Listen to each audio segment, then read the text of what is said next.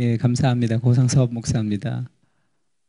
기도하고 시작하겠습니다. 하나님 감사합니다. 하나님 말씀을 사모하고 또 하나님의 말씀을 삶의 기준으로 삼고 그 말씀을 따라 순종하고 싶어하는 하나님의 사람들에게 하나님의 말씀들을 양육하고 또 가르치는 사역들을 또 맡았습니다. 하나님 은혜를 부어주셔서 큐티를 통해서 하나님의 마음을 더 깊이 느끼고 삶에 적용이 되는 그런 귀한 시간이 될 수 있도록 은혜를 부어 주시옵소서. 예수님의 이름으로 기도합니다. 아멘. 오늘 저희 세미나 강의 제목이 귀납적 큐티와 설교의 활용인데, 귀납적 큐티에 대해서 좀 설명하면서 설교에 대해서도 좀 중간중간 그렇게 좀 나누도록 하겠습니다. 오늘 온라인 강의라 좀 어색하기도 한데 그래서 실습은 좀 빼고 강의 중심으로 그렇게 좀 진행을 하려고 합니다. 그러니까 귀납적 큐티라는 책을 쓰게 된 이유는, 그러니까 왜 큐티에 대한 책이 많은데 그 큐티의 책을 또 쓰게 됐냐면 그런 얘기가 있죠. 한국 교회는 큐티가 살렸고 또 큐티가 망쳤다라는 그런 얘기가 있습니다. 큐티가 살렸다는 말은 바쁜 현대인들에게 하나님의 말씀을 매일 묵상하고 적용할 수 있도록 하는 것은 큐티라는 도구가 너무 좋은 도구였고, 큐티가 망쳤다라는 말은 조금 심한 말이긴 하지만 자의적인 해석 때문이겠죠. 큐티를 했는데 본토 친척 아버지 집을 떠나 내가 지시할 땅으로 가라라는 아브라함의 말씀을 묵상하며 이사를 가야 되겠구나 라든지 그런 지극히 개인적인 삶의 적용으로 자의적인 해석들이 좀 난무하기 때문에 그런 삶의 기준이 없는 그런 성경 해석들이 좀 쉽게 이루어지기도 하고 해서 큐티라는 좋은 도구가 있지만 그게 조금 위험성이 있다, 그런 얘기들이 있습니다. 그래서 어떤 교회들은 큐티를 좀 무용론이라고 얘기하기도 하고 또 큐티 아닌 다른 것으로 대체하기도 하고 그렇습니다. 근데 저는 큐티라는 도구가 너무 좋기 때문에 그것을 버릴 수는 없고, 그러면 큐티를 하면서 어떻게 하면 자의적인 해석을 하지 않을 수 있을까를, 성도들을 도울 수 있을지를 생각했는데, 제자훈련 교재, 오카노 목사님이 쓰신 제자훈련 교재, 저는 예전에 전도사 시절에 그 국제제자훈련원이라는 곳에서 오카노 목사님 살아계실 때 같이 사역을 했던 경험이 있습니다. 그래서 제자훈련 오카노 목사님 교재를 가지고 제자훈련을 많이 인도했는데, 제자훈련 1권 3과에 보면 그 큐티라고 나오는데 거기서 오카노 목사님이 D형 큐티라고 어떤 새로운 형태의 큐티를 하나 만드셨어요. 그래서 그것이 기존의 자의적 해석을 막으면서 성도들을 더 하나님의 말씀으로 인도하는 좋은 도구다 해서 그 D형 큐티를 중심으로 귀납적 큐티라는 책을 쓰게 됐습니다. 큐티의 단점이라고 하면 지금 예레미야 51장 33절 말씀이 있는데, 만군의 여호와 이스라엘의 하나님께서 이와 같이 말씀하시되 딸 바벨론은 때가 이른 타작 마당과 같은지라 멀지 않아 추수 때가 이르리라 하시도다.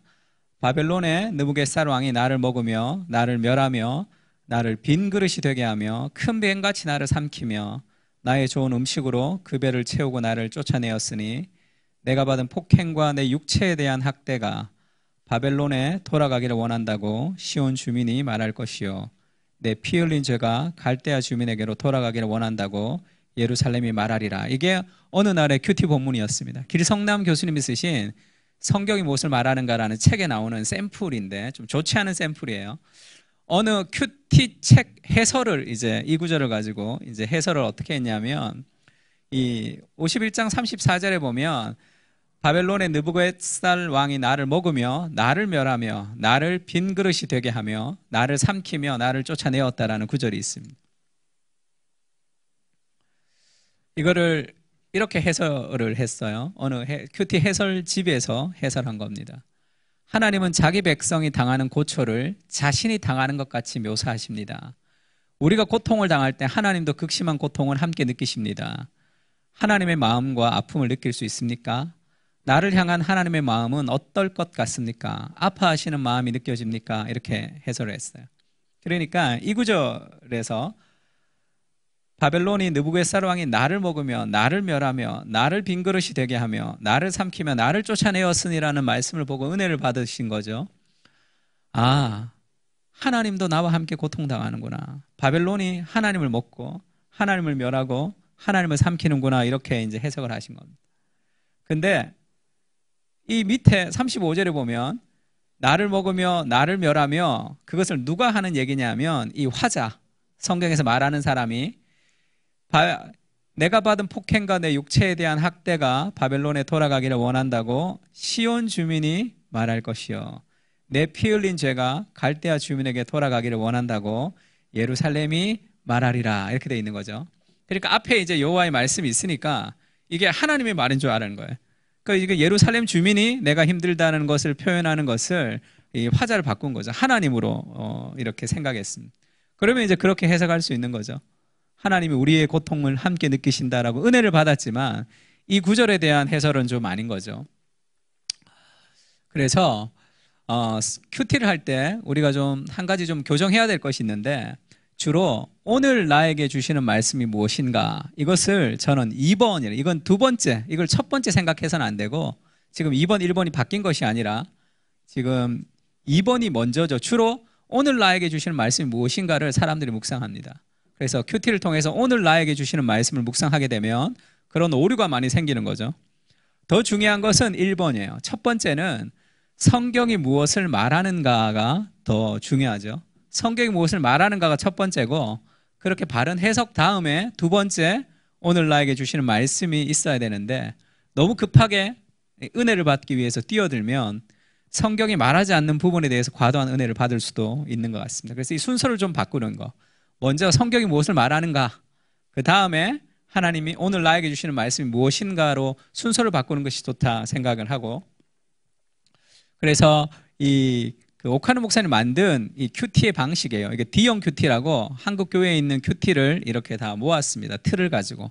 A형 큐티는 이 내용 관찰, 연구와 묵상, 느낌, 결단과 적용 중에 이 느낌만 있는 거죠. 느낌, 그것을 이제 A형 큐티라고 이름을 붙였습니다.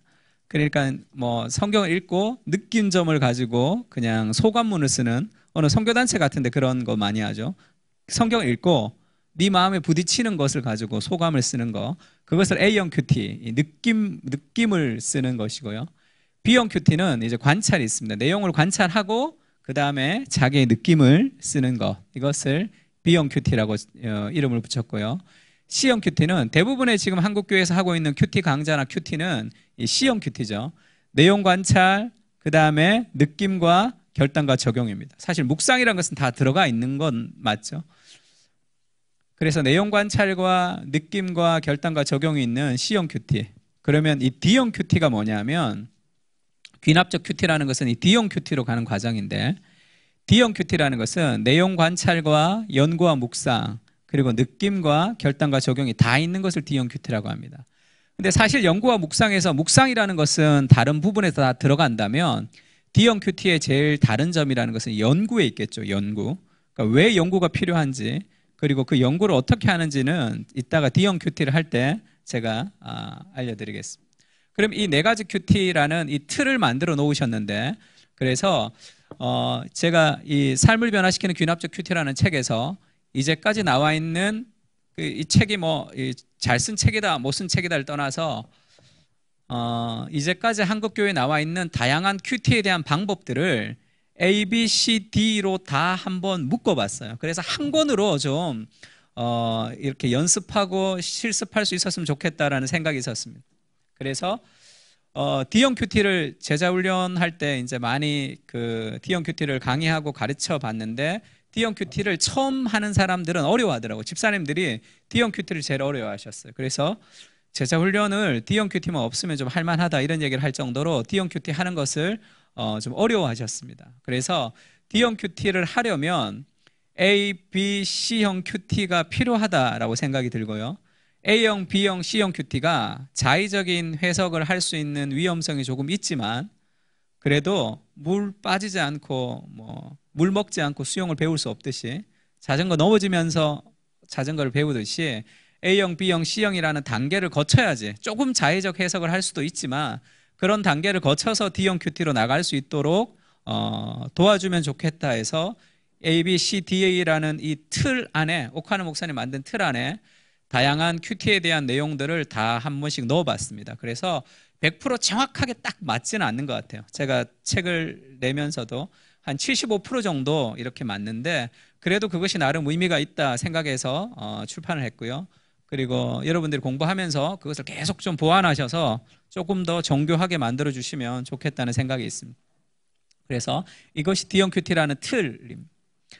그러면 이제 자의적 해석을 막기 위해서 큐티가 마음대로 해석하는 것을 막기 위해서 필요한 것이 D형 큐티, 연구라는 단계가 들어가는 것이고 두 번째로 중요한 것이 소그룹 나눔입니다. 큐티는 소그룹이 굉장히 소그룹으로 나누지 못하는 큐티는 대부분 개인의 경건으로 끝이 나죠. 근데 구약 성경도 마찬가지예요. 구약 성경의 모세오경 우리가 어느 아무 페이지나 펼쳐서 모세오경의 어느 본문을 보면 그것은 한 개인에게 주는 메시지가 아니라 이스라엘이라는 공동체에게 주신 메시지죠. 신약 성경도 마찬가지입니다. 신약 성경도 예수님의 메시지를 딱 펼쳐보면 그것은 단 한 개인에게 주는 메시지가 아니라 그것은 하나님의 백성들에게 주는 메시지인 경우가 있고 원리인 경우가 있고 바울 서신도 마찬가지죠. 바울 서신도 한 개인에게 보내서 그 사람만 읽으면 되는 서신이라면 지금 우리가 성경을 읽을 필요가 없겠죠. 다 교회에게 주신 회람의 메시지입니다.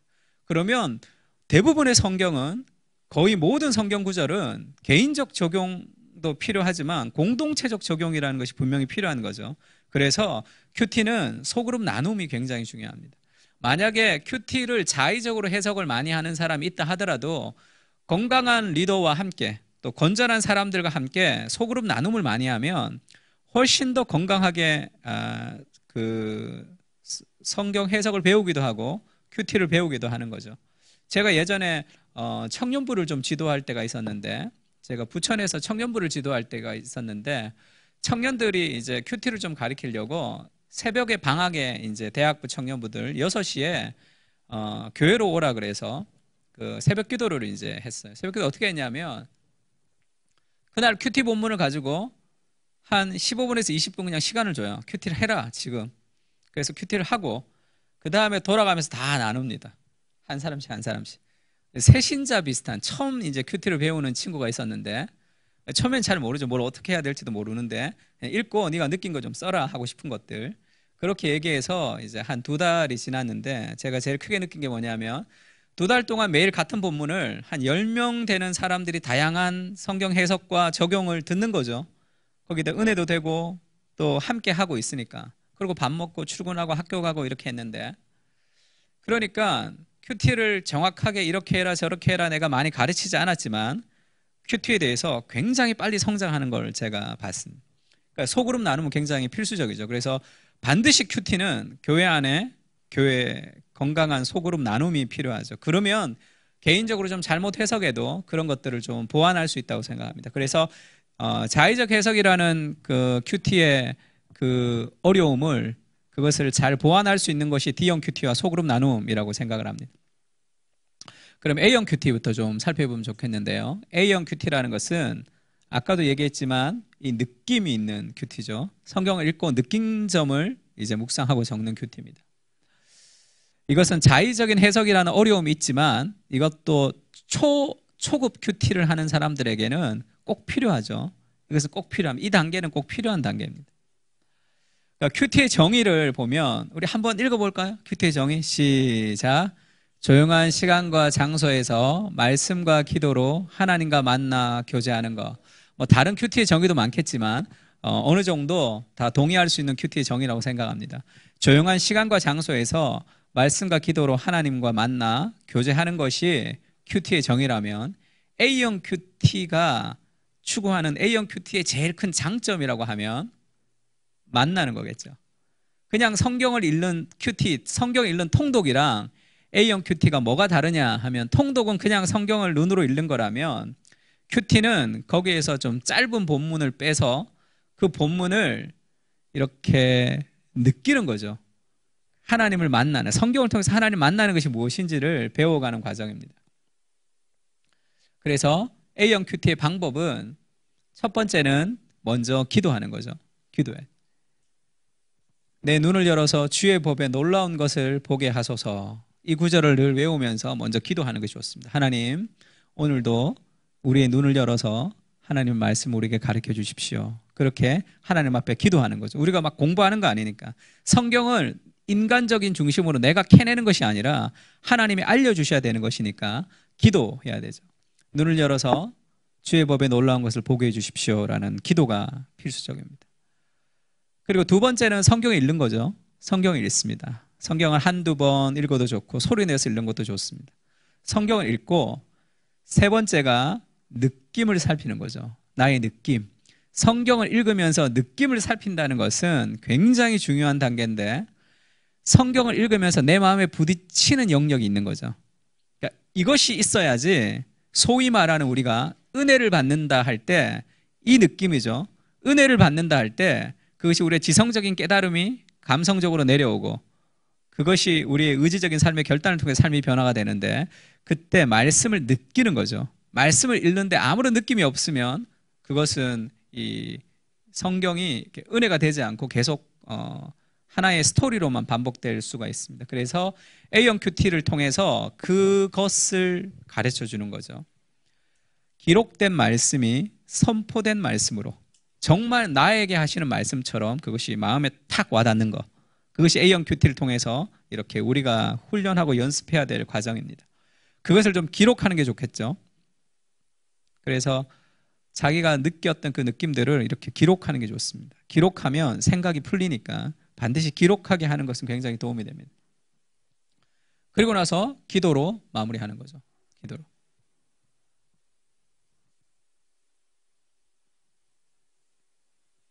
그래서 예전에는 내비게이터 같은 데선 굉장히 이렇게 짧게 3분 큐티인가 그렇게도 했었죠. 30초 읽고 몇 번 기도하고 어떻게 하는. 근데 그것도 그것이 큐티가 되겠냐 하지만 해보면 나름 은혜가 될 때가 많습니다. 그래서 이런 과정, 그래서 A형 큐티를 통해서 제일 가르치는 것은 느낌이죠. 하나님 말씀을 어떻게 느끼는지 그것을 마음대로 쓰라고 할 필요가 있습니다. 그러면 이제 사람들이 좀 이렇게 좀 어려워하기도 하는 것은 잘못 해석할까 싶은 두려움이 있지만 A형 큐티 단계에서는 마음대로 해석해도 괜찮으니까 그것을 느낄 수 있도록 훈련을 시켜주는 것도 좋습니다. 소그룹으로 잘 나누면 되고 좋은 지도자가 잘 가르칠 수 있으면 좋습니다. 그러면 연습을 해보자면 처음에는 한 절로부터 시작하는 게 제일 좋겠죠. 초보자들의 한 절로. 그러므로 내 사랑하는 형제들아 견실하며 흔들리지 말고 항상 주의 일에 더욱 힘쓰는 자들이 되라. 이는 너희의 수고가 주 안에서 헛되지 않은 줄 알미라 라는 고린도전서 15장 58절의 이 한 구절을 가지고 이제 묵상을 하는 거죠. 이런 식으로 느낌을 썼습니다. 요즘 여러 가지 스트레스가 많아서 힘든 상황이었는데 결과가 좋지 않더라도 지속적으로 흔들리지 말고 더욱 주의 일에 힘쓰는 자가 되라 말씀하신다. 여전히 안개와 같은 상황이지만 나의 수고가 주님 안에서 헛되지 않을 줄을 믿고 오늘도 묵묵히 순정하며 살아가고 싶다. 이렇게 썼습니다. 사랑하는 형제들아 흔들리지 말고 주의 일에 더욱 힘쓰는 자들이 되라 라는 것은 쉽게 얘기하면 2000년 전에 쓴 이 바울의 말씀인데 이것을 우리가 하나님의 말씀을 묵상하는 걸 통해서 요즘 이게 2000년을 지나서 오늘의 우리의 삶에 역사하기 시작하는 거죠. 이것이 큐티가 가지는 강점입니다. 2000년 전에 기록된 하나님의 말씀이 오늘 내 삶에, 그래서 A형 큐티의 느낌을 쓸 때는 요즘 나는 어제 오늘 이렇게 시작하는 것이 굉장히 좋습니다. 그래서 그 삶의 역사가 단순히 끝나는 것이 아니라 2000이라는 시간과 공간을 타고 흘러와서 오늘의 내 삶 가운데 역사하는 거죠. 누군가를 미워하고 있었는데 예수님의 그런 말씀을 내가 읽었어요. 그러면 어제 내가 이렇게 되는 거죠. 어제 내가 그 친구와 이런 일이 있었는데 그렇게 해야 되겠다라는 식으로 이 큐티가 쓰여진다면 그것은 굉장히 도움이 됩니다. 그래서 A형 큐티의 장점이라는 것은 쉽게 성경 묵상을 배울 수가 있어요. 이게 어렵지 않구나. 큐티라는 것이 이게 어렵지 않구나라는 초보자들도 쉽게 큐티를 할 수 있도록 그렇게 도와주는 장점이 있습니다. 그리고 한 절로부터 시작하면 성경을 그냥 대충 읽다가 꼼꼼하게 읽을 수 있죠. 꼼꼼하게 성경을 읽는 그것을 배우게 할 수도 있습니다. 제게 울리는 것 같은데 목사님 꺼주시면 좋겠습니다. 단어들도 잘 이렇게 지나가지 않으니까. 그리고 세 번째는 기록된 말씀을 선포된 말씀으로 전환되는 과정을 훈련할 수 있다. 그러니까 하나님의 말씀 읽고 그 말씀이 내 마음에 어떤 느낌으로 다가오는 그 느낌, 그 부딪힘, 말씀과 삶에 부딪히는 과정이죠. 이것은 어떤 감정으로 드러날 수도 있습니다. 기쁨이 될 수도 있고요. 어떨 때는 슬픔이 될 수도 있고, 어떨 때는 굉장히 어려운 마음이 들 수도 있겠죠. 내가 하고 싶지 않은 것을 해야 되는 거니까. 그래서 하나님의 말씀이 삶을 바꾸어 가려면 두 가지 요소들이 우리를 좀 자극하는데, 첫 번째는 내가 하고 싶지 않은 일을 할 수 있도록 하죠. 그리고 내가 하고 싶은 일을 하지 않도록도 합니다. 그래서 A형 큐티를 통해서 그렇게 좀 발전할 수 있도록 도와주는 것은 도움이 되는 것 같습니다. 그래서 자의적인 해석이라는 것이 있지만 A형 큐티는 너무 중요하고, 처음 큐티를 가르칠 때, 처음 큐티를 배우는 사람들에게는 굉장히 권장해야 되는 수준이라고 생각을 합니다. 목사님 너무 위험하지 않나요? 좀 넘어져도 그 단계까지 계속 넘어지지 않고 저는 D형 큐티 단계까지 가는 것은 없다고 생각하고, 저도 예전에 설교한 것들을 들어보면 지금 돌아보면 잘못 설교했던 것도 꽤 있는 것 같아요. 그래서 그 길로 갈 때까지 그렇게 넘어지는 과정들을 너무 두렵게 하지 않는 것이 저는 좋다 생각합니다. 그래서 그 예를 좀 하나 들어보자면, D형 큐티의 한계이며 또 그 목회자가 어떻게 대해야 될지를 좀 생각하면 좋을 것 같은데, 제가 큐티를 처음 가르칠 때 이 친구가 19살에 큐티를 처음 배웠습니다. 그래서 19에서 20살까지 이렇게 넘어가는 과정에서 지금 큐티를 했는데, 지금은 뭐 아주 건실하게 돼서 저희 교회 리더를 하고 있는 아주 이렇게 훌륭한 장년이 됐죠. 그때는 청년이었는데, 누가복음 9장 3절 큐티를 이렇게 했어요. 이르시되 여행을 위하여 아무것도 가지지 말라. 지팡이나 배낭이나 양식이나 돈이나 두 벌 옷을 가지지 말며 어느 집에 들어가든지 거기서 머물다가 거기서 떠나라. 누구든지 너희를 영접하지 아니하거든 그 성에서 떠날 때에 너희 발에서 먼지를 떨어버려 그들에게 증거를 삼으라. 이 구절을 읽고 이 친구가 은혜를 받아서 이 큐티를 이렇게 기록을 해서 저한테 이제 제출을 했는데, 너희가 영접하지, 복음을 전할 때 너희를 영접하지 아니하거든 그 성에서 떠날 때 너희 발에 먼지를 털어버려 그 증거를 삼으라. 이것을 이 친구가 털어서 먼지 안 나는 사람 없다라는 속담이 딱 떠올랐던 거예요. 아, 내가 복음을 전했는데 그 사람이 거절하면 이것은 나를 돌아봐야 되는구나, 깊이 나의 방법과 나의 모습을 돌아봐야 되는구나 라고 은혜를 받고 그렇게 적용을 해서 가지고 왔습니다. 구구절절 뭐 친구에게 복음을 전했는데 그 친구가 어떻게 그렇게 구구절절 전해왔어요. 제가 어떻게 했을 것 같습니까? 엄청 칭찬했죠. 그러면 그가 받은 은혜, 그 친구가 받은 은혜는 그럼 가짜냐, 잘못됐냐? 아니죠. 진짜죠. 왜냐하면 이 본문은 아니지만 성경 전체가 말하는 하나님 앞에 우리가 뭔가 잘못하거나 사람들에게 뭐가 되지 않을 때 우리를 돌아볼 수 있는 건 좋잖아요. 팀 켈러는 자기가 설교를 하면 설교를 은혜를 받는 사람이 있고 은혜를 받지 않는 사람이 있죠. 그러면 그렇게 생각할 수 있잖아요. 아, 이 사람은 은혜 받는데 이 사람은 은혜를 받지 않으니까 저 사람 마음밭이 좋지 않구나, 이렇게 생각할 수도 있겠죠. 근데 팀 켈러는 저 사람이 왜 은혜 받지 않는지를 자기한테 얘기를 좀 해달라, 이렇게 얘기해서 대화를 많이 했답니다. 그래서 설교의 패턴을 바꾼 거죠. 변증적 방식으로. 뭐 그런 삶의 결과가 나온 거죠 지금. 근데 문제는 이 성경 구절이 그 얘기를 하지 않는다는 데 있는 거죠. 자의적인 해석이긴 하지만 만약에 그 친구가 내가 복음을 전했는데 그 친구가 거절하면 저주를 해버려야 되겠다라고 적용을 했으면 그건 잘못된 적용이죠. 그러나 그렇지 않고 성경 전체에 있는 하나님의 말씀의 은혜를 받긴 했습니다. 그 은혜는 성령께서 주시는 좋은 은혜라고 생각을 하고요. 대신에 이 구절에 대한 은혜는 아닌 거죠. 그래서 너무 잘했다, 내가 너무 잘했고, 네가 한 큐티는 하나님 주신 은혜가 맞고, 그리고 우리가 누군가에게 복음을 전할 때도 마찬가지고 우리가 뭘 할 때도 우리를 돌아봐야 되는 것은 너무 맞다. 그러나 이 구절에 대한 해석은 그렇지 않은 거죠.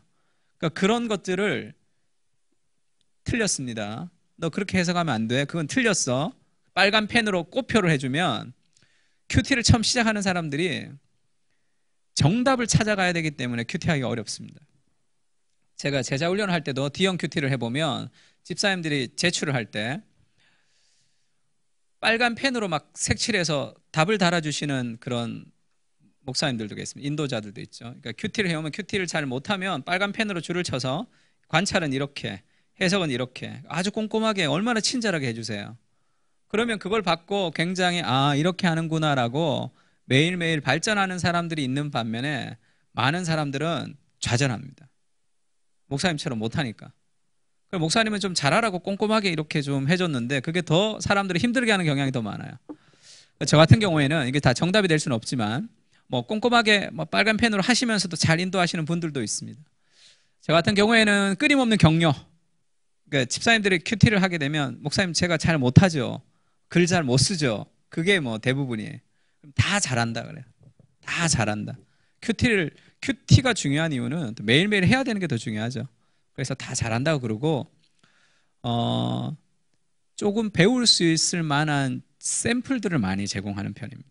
그걸 보면서 샘플을 보면서 이제 스스로 할 수 있도록 그것을 막 요게 틀렸고 이게 틀렸고 이게 틀렸고 그것이 사람을 발전시키는지는 그것은 잘 모르겠어요. 만약에 목사님 설교하는데 누가 설교학 교수님이 설교할 때마다 이건 틀렸고 이건 틀렸고 이건 틀렸고 그렇게 해서 제출해 주시면 도움은 되겠죠. 도움은 되지만 별로 설교 안 하고 싶겠죠. 그분 앞에서. 그래서 조금 자의적인 해석이 되더라도 건강한 공동체 안에서 처음에 그렇게 서로 나눌 수 있도록만 해주면 괜찮습니다. 편안하게 하나님의 말씀을 묵상할 수 있도록 해주는 거죠. 그래서 잘못된 해석을 두려워하지 말도록 A형 큐티 단계에서는 저는 그것이 굉장히 중요하다고 생각합니다. 좀 잘못 해석해도 괜찮다. 하나님은 넓은 마음을 가지고 계시다. 또 누구도 잘못 해석하지 않고 성경을 다 아는 사람은 없다는 거예요. 그렇게 단계를 거쳐서 이제 연구하는 단계까지 갈 수 있도록 도움을 주는 것이 저는 좋다고 생각합니다. A형 큐티를 연습할 때 또 사람들에게 A형 큐티를 연습을 시킬 때 한 구절로부터 시작하는 것이 굉장히 도움이 된다고 했는데요. 저는 내비게이터 주제별 성경 암송 69절 이걸 좀 추천하고 싶습니다.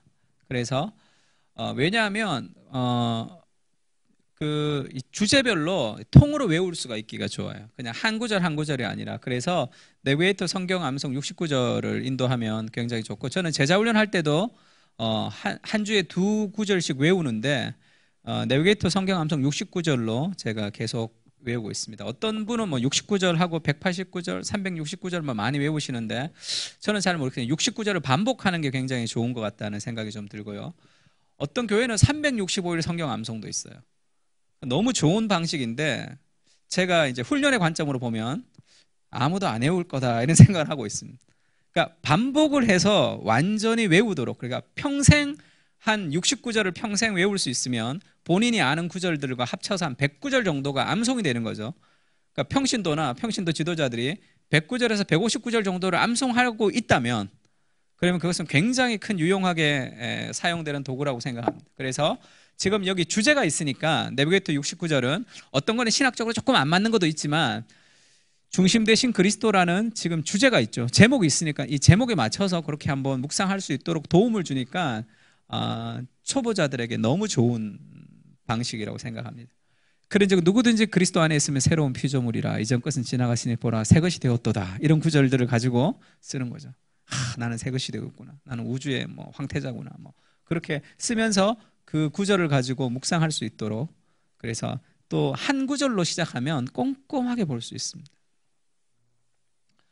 그리고 조금 더 나가면 이거는 관찰하고도 좀 겹치는 부분이 있는데 조금 더 이제 나가자면 다양한 강조점을 가지고 읽으라라고 하는 것이 좋죠. 왜 한 구절을 가지고 읽으니까 내게 능력 주신 자 안에서 내가 모든 것을 할 수 있느니라 이렇게 한번 읽어보는 거죠.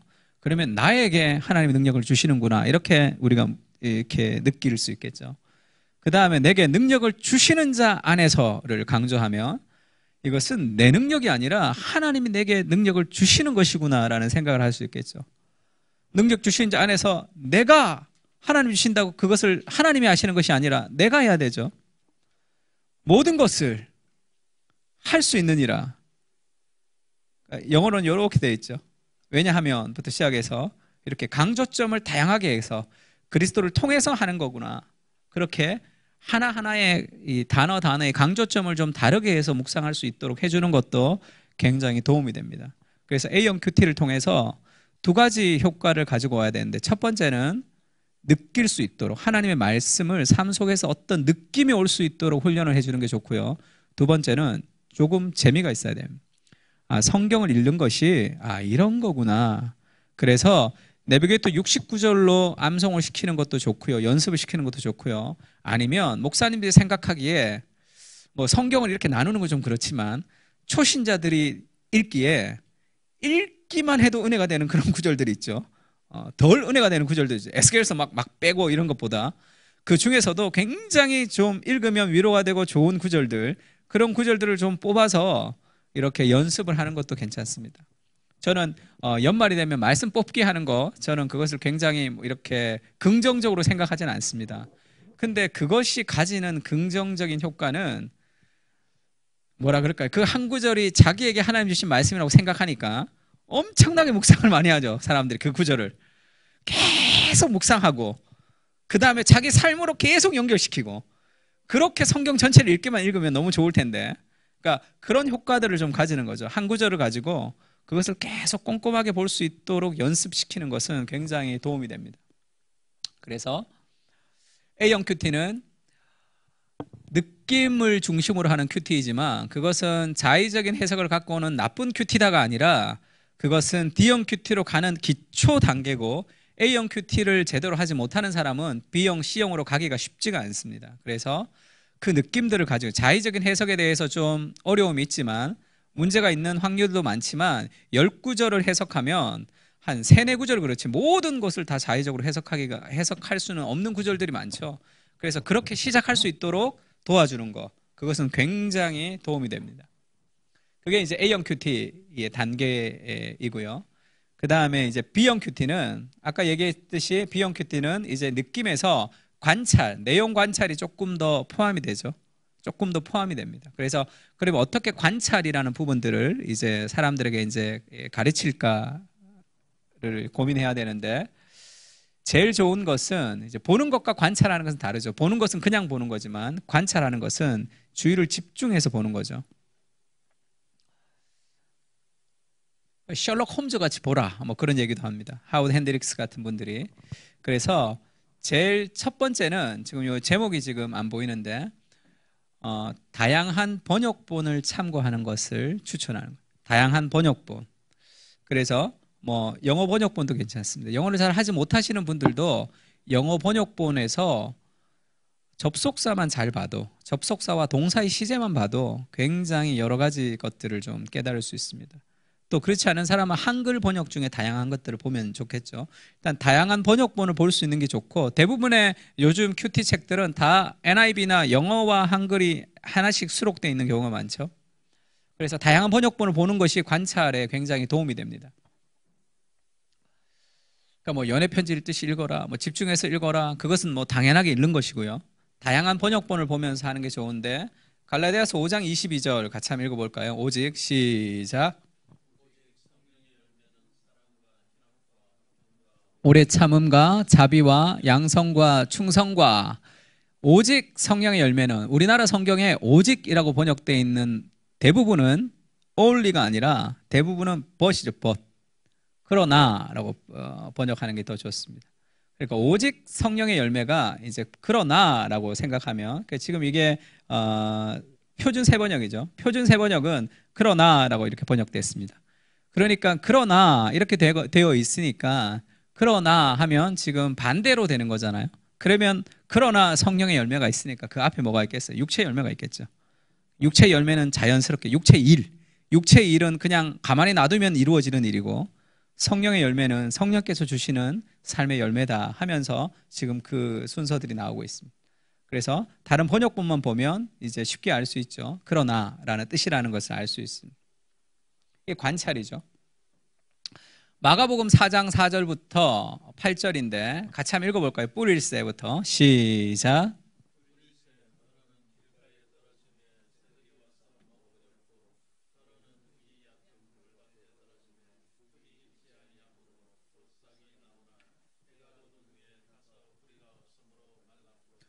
덜어는 가시떨기에 떨어짐에 가시가 자라 기운을 막음으로 결실하지 못하였고 덜어는 좋은 땅에 떨어짐에 자라 무성하여 결실하였으니 30배나 60배나 100배가 되었느니라 하시고 우리나라 성경에는 지금 덜어는 이렇게 네 번의 덜어는이 있습니다.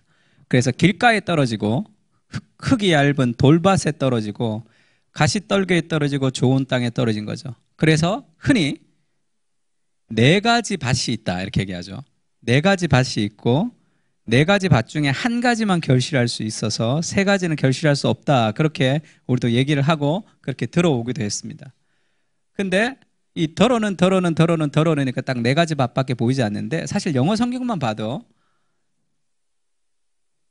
ESV의 성경에 보면 덜어는 할 때 첫 번째 길가에 떨어진 덜어는 지금 some seed 어떤 씨가 있죠. 덜어는이에요. 그 다음에 두 번째 4장 5절에 other seed 다른 씨 이게 덜어는 세 번째도 other seed 이렇게 되어 있습니다. 근데 마지막에 좋은 밭에 떨어지는 것은 어떻게 되어 있죠? other seeds 뭐가 달라요? 잘 못 찾으셨습니까? 다른 거는 다 뭐로 되어 있어요? seed 단수로 되어 있어요. 세 가지는 단수 하나죠. 근데 좋은 밭에 떨어졌다 할 때 other seeds 복수의 밭이죠. 그 이게 무슨 밭이에요?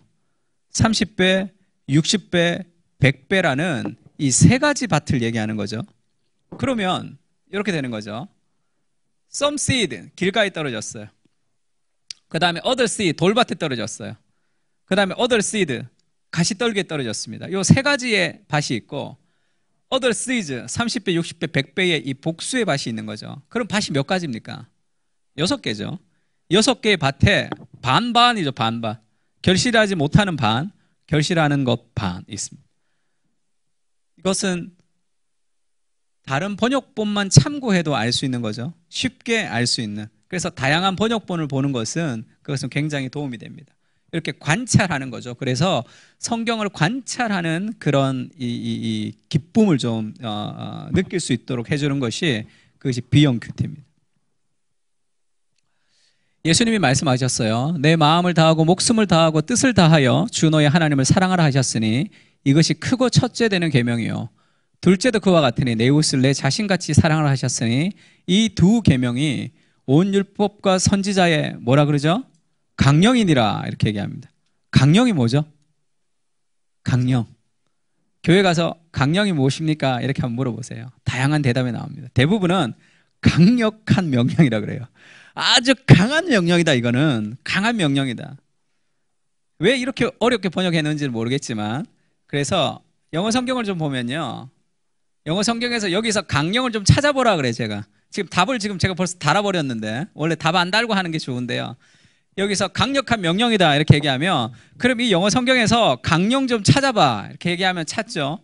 All the law도 아니에요. 강령이 아니에요. The prophet도 지금 율법과 선지자가 나와버렸죠. To commandment 이렇게 얘기해. 강령인 줄 알아요. 근데 이게 두 계명이 나와버렸잖아요. 그러니까 강령이 없어요. 영어 성경에는. 강령이 뭐냐면 hang on이 뭐죠? 매달려 있는 거죠. 온 율법과 선지자, 내 이웃과 내 이웃을 사랑하고 하나님을 사랑하고 내 이웃을 사랑하는 이 두 계명이 온 율법이 거기다 매달려 있다는 거죠. 강령이 매달려 있다는 뜻입니다. 이 강자가 별이 강자라는 한문을 써요. 별이 강. 별이 강이라는 게 정당이나 노동조합 단체 같은 기본적인 입장이 아니라 2번이죠. 그래서 우리가 주로 이제 헬라어 히브리어에 대해서 목사님들이 설교할 때 이 사진만 보고 설교하는 경향이 있는데 문맥과 상관없이 이렇게 설교하는 경향들이 있는 그런 위험성도 있죠.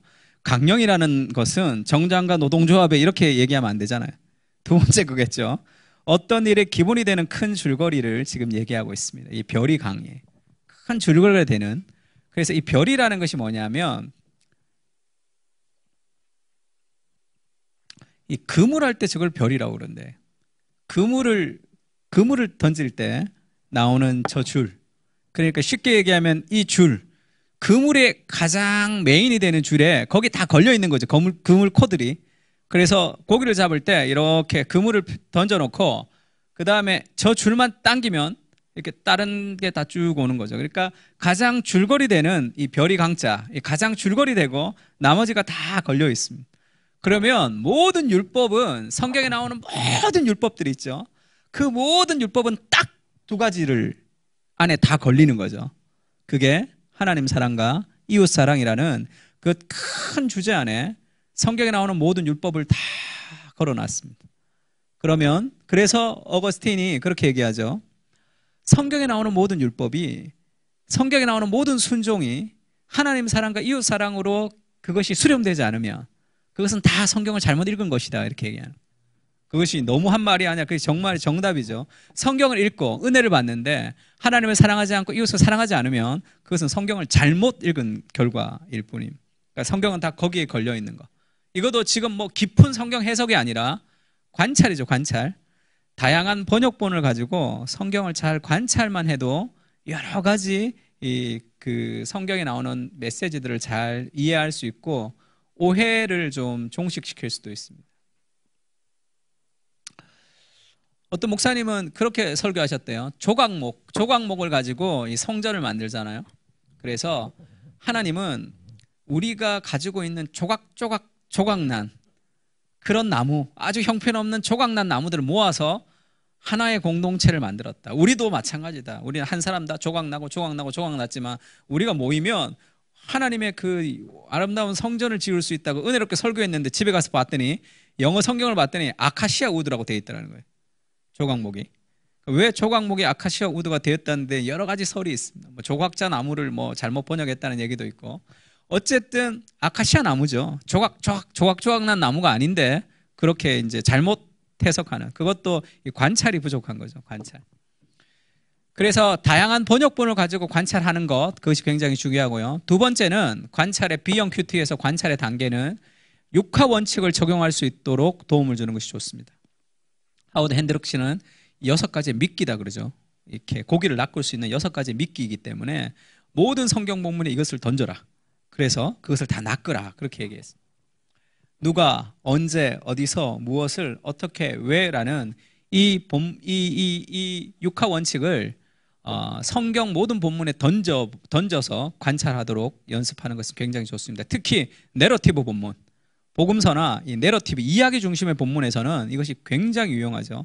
이야기 중심이 아니더라도 이것을 던지는 게 좋습니다. 다 포함되지 않더라도 그것을 던져서 관찰할 수 있는 좋은 도구가 되기 때문에 이걸 가지고 이렇게 활용할 수 있도록 하는 것도 도움이 되죠. 누가 할 때 이런 정보를 주죠. 요한복음 3장 1절에 보면 바리새인 중에 니고데모라 하는 사람이 있으니 유대인의 지도자라. 그러면서 이 누군지, 이 니고데모가 유대인의 지도자고 바리새인 중에 있었던 그 지도자가 예수님에게 구원을 찾으러 온 거죠. 그러니까 이 사람은 어떤 사람이에요? 굉장히 학자적으로 겸손한 사람이죠. 도덕적으로 겸손하고 윤리적으로 겸손한 사람이었어. 또 유대인의 지도자였으니까 30살쯤에 예수님보다 나이가 많을까요, 적을까요? 많을 확률이 더 많겠죠. 그렇게 나이가 많은 성경에 달통한 학자가 겸손히 예수님에게 고개를 숙이면서 구원에 대해서 물었단 말이에요. 그럼에도 불구하고 인간의 겸손을 통해서는 구원을 얻을 수 없는 거죠. 거듭나지 않으면 하나님 나라를 볼 수 없다. 예수님이 그렇게 얘기했습니다. 두 번째는 사마리아 여자가 물을 길르러 왔는데 예수께서 물을 좀 달라 하시니 할 때 그냥 사람이 아니라 사마리아 지역에 사는, 유대인과 상종하지 않는 사마리아의 지역에 사는, 그것도 남자가 아닌 여자에게 예수님이 지금 다가가신 거죠. 그래서 요한복음 3장과 요한복음 4장을 통해서 팀 켈러는 그렇게 얘기했어요. 유대인의 지도자 인사이더에게도 복음이 필요하고, 그리고 이 사마리아의 여자, 소외된 아웃사이더에게도 어떤 형편과 계층과 상관없이 우리에게 필요한 것은 예수 그리스도 복음이다. 그렇게 얘기했어요. 그것도 이 관찰을 통해서 나오는 거죠. 누가, 이 사람이 누군지에 대한 질문을 던지는 거죠. 라합은 기생 라합이라고 나오죠. 그냥 라합이라고 나오지 않고, 아, 이 사람이 기생이었구나. 근데 그의 믿음이 그를 구원 얻었구나. 인간의 행위가 아니라 믿음으로 구원 얻는 것에 어떤 좋은 표지가 되기도 하죠. 그러니까 누가라는 질문을 많이 던지는 것은 굉장히 좋습니다. 어디서라는 건데, 하나님의 내 마음이 확정되었고 확정되었사오니 내가 노래하리리라. 내 영광아 깰지어다. 비파와 수금아 깰지어다. 내가 새벽을 깨우리로다. 주여, 내가 만민 중에 주께 감사하며 문나라 중에 주를 찬송하리이다. 주의 인자는 커서 하늘에 미치고 주의 진리는 궁창에 이르르나이다. 이 구절이죠. 찬양도 많죠. 이런 찬양도 있습니다. 마음을 확정하고 새벽을 깨운다는 이 고백, 이게 어디서 고백했던 고백인지를 좀 보면 좋겠죠. 이게 시편 57편에 지금 7절이고 1절에는 다윗의 믹담시, 인도자를 따라 알다스앗에 맞춘 노래라고 돼 있고, 다윗이 사울을 피하여 굴에 있었던 때죠. 하나님이여 은혜를 베풀어 주십시오. 내 영혼이 주께 피하되 주의 날개 그늘 아래서 이 재앙이 지나가기까지 피하겠습니다. 이렇게 시작했단 말이에요. 그러면 사울을 피해서 굴에 있었을 때가 어디예요? 아둘람 굴에 있을 때겠죠. 아둘람 굴에서, 거기에서 쉽게 얘기하면 국가보안법을 어겼던 그런 여러 가지 사람들과 함께 300명이 모여서 그 동굴에서 자가격리 중이죠. 자가격리 아니라 타가격리. 그렇게 격리하며 살아야 되는 그런 그 동굴 속에 있었던 그런 시대죠. 그런 때 거기서 지금 그 어두운 시절, 그 캄캄한 시절, 그 어려운 시절에 다윗이 노래하는 거죠. 내 마음을 확정합니다. 하나님에게. 그리고 내가 노래하고 찬송하겠다. 이 환경을 넘어서며 내가 노래하고 찬송하겠다 마음을 확정하죠. 그리고 나서 표현이 재밌죠. 비파를 먼저 깨우죠. 그리고 수금을 깨웁니다. 왜 비파와 수금을 깨우죠? 걔들이 자고 있으니까. 걔들이 해야 될 일들이 있는데 막 자고 있단 말이에요. 그러니까 비파를 깨우고 수금을 깨웠어요. 그래서 빵 소리를 지르게 하는 거죠. 그래서 뭐 하겠다는 거죠? 잠자는 새벽을 내가 깨우겠다는 거죠. 이 환경이 지나가고 뭔가 환경이 다 좋아질 때까지 내가 지금 고통 가운데 눈물 가운데 있는 게 아니라 지금도 아직 오지 않는 그 새벽 직전 가장 어두운 시대죠. 내가 오지 않는 그 새벽을 내가 깨워버리겠다 얘기하는 거죠. 마음을 확장하고, 그리고 나서 보니까 그 동굴, 그 캄캄한 그 동굴에 있었는데 그의 찬양이 마지막에 하나님의 나라가 온 세상 가운데 임하는 그 하나님의 비전으로 끝이 나는 거죠. 어디에서? 가장 힘들었던 그 시절에 그가 그 그리스도의 영광을 노래하는 거죠. 그러니까 내 마음이 확정되고 확정되었다는 이 삶의 고백은 이게 어디서 했던 고백인지에 따라 그것이 많이 달라집니다. 제자훈련 2권의 교재에 보면 다윗이 하나님을 높이는 구절이 있어요. 다윗이 하나님 모든 것이 다 하나님께로 왔습니다라고 성전을 짓고 나서 높이는 구절이 있습니다. 그 다음에 참고 구절이 어디 있냐면 그 욥기가 있어요. 욥기에서 욥이 다 망하고 나서 주신 자도 여호와시요 취하신 자도 여호와시니라는 이 두 구절을 이렇게 대비시켜 놓은 게 있습니다. 그걸 대비시켜 놓고 어떤 상황에 있든지 하나님이 만유의 주시다라는 걸 좀 이렇게 보여주는 그런 문제도 있습니다. 그러니까 내가 어디에 있는지 어떤 상황에 있는지 더 중요하죠. 이거 언제죠? 언제 배가 이미 육지에 술이나 떠나서 바람이 거스름으로 물결로 말미암아 고난을 당하고 있었어요. 제자들이 풍랑 속에서 고난을 당하고 있었습니다. 밤 사경에 예수께서 바다 위로 걸어서 제자들에게 오셨습니다. 예수님이 제자들에게 먼저 보내고 나서 기도하시는 장면이죠. 그 가운데 이 풍랑이 일어서 제자들이 굉장히 고난을 당했습니다. 그게 밤 사경이에요. 주로 1경이 6시부터 9시까지가 1경이죠. 2경은 9시부터 12시까지 2경입니다. 3경은 12시에서 3시죠. 그럼 밤 4경은 새벽 3시에서 6시, 새벽 3, 4시 가장 어두울 때, 아무도 깨지 않을 때, 간첩이 활동할 때 새벽 4시에 활동한다는 얘기를 제가 어느 프로그램에서 잠깐 본 적이 있는데 사실인지 모르겠어요. 왜 새벽 4시냐 그러니까 그때는 일어나도 사람이 제일 힘들 때라는 거예요. 그때 활동한대요. 그 새벽 4시에 아무도 깨있지 않는 그 밤에, 그 새벽 4시에 예수님이 무리를 걸어서라도 우리에게 찾아오시는 분이시죠. 그 밤에도 예수님이 그렇게 오신다는 것이 얼마나 이게 은혜롭습니까? 저희 아내도 그 처녀 때 그 여러 가지 그 하나님에 대한 원망이 있다가 하나님으로부터 다시 돌아오게 된 계기가 있었는데 새벽 4시쯤 어느 설교를 듣다가 이렇게 하나님 앞에 이렇게 회개하고 그렇게 죄를 고백하고 또 예수님을 영접했던 다시 한번 회심을 했던 그런 이야기를 저한테 해주더라고요. 그러면서 그런 얘기를 한번 했어요.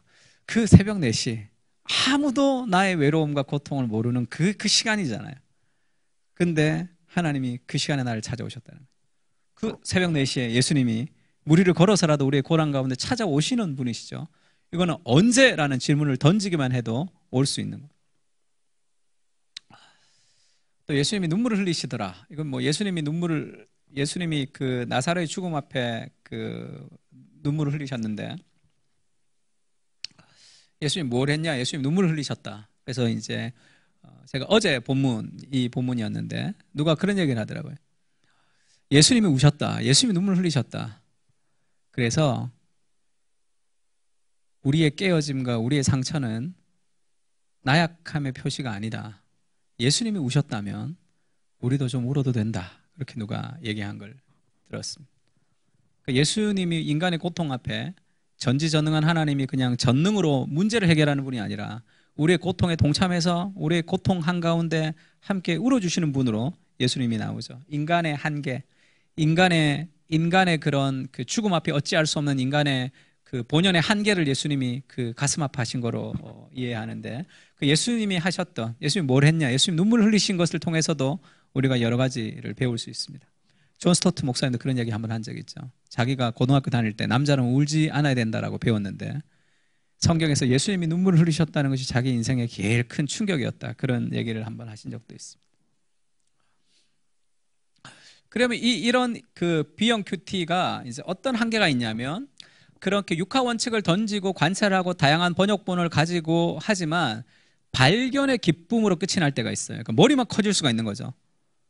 그래서 이거 너 아냐? 이거 너 모르지? 이렇게 아는 발견의 기쁨으로 끝이 날 수가 있습니다.